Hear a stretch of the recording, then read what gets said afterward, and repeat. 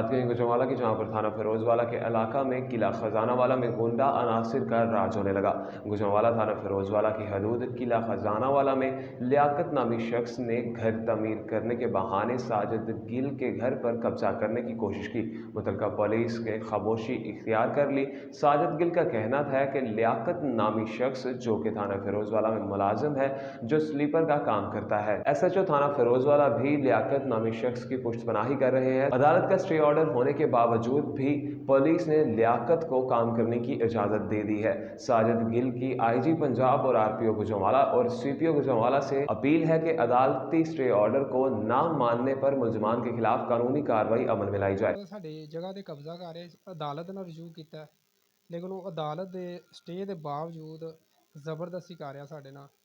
ते पुलिस लिया के ते उन्हें फिर भी शेड लेंटर वो सारा कुछ डकिया अदालत ने, लेकिन वो तहीन करके सर लेंटर पा रहा। लियाकत मसीह वल्द चिराग मसीह मुतलका थाना फिरोजवाले से स्वीपर है सर। इंसाफ चाहने RPO नूं, IG पंजाब नूं, ये साडे अदालत साडा जरूर सुने, सानूं इंसाफ चाहिए।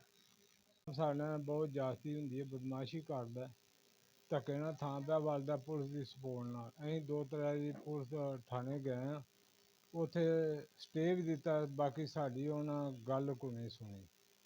ਫਿਰ ਉੱਥੇ ਫੋਨ ਵੀ ਕੀਤਾ ਵਕੀਲ ਨੂੰ, SHO ਨੂੰ, ਉਹਨਾਂ ਫਿਰ ਵੀ ਨਹੀਂ ਸਾਡੀ ਗੱਲ ਸੁਣੀ। ਭਾਜੀ ਉਹ ਲਿਆਕਤ ਮਸੀਹ ਹੈ, ਮੁਲਾਜ਼ਮ ਹੈ, ਉਹਦੀ ਸਪੋਰਟ ਕਰਦੇ ਨੇ ਜ਼ਿਆਦਾ। ਪੁਲਿਸ ਦੇ ਵਿੱਚ ਖਾਕ ਰੂਖ ਮੁਲਾਜ਼ਮ ਹੈ।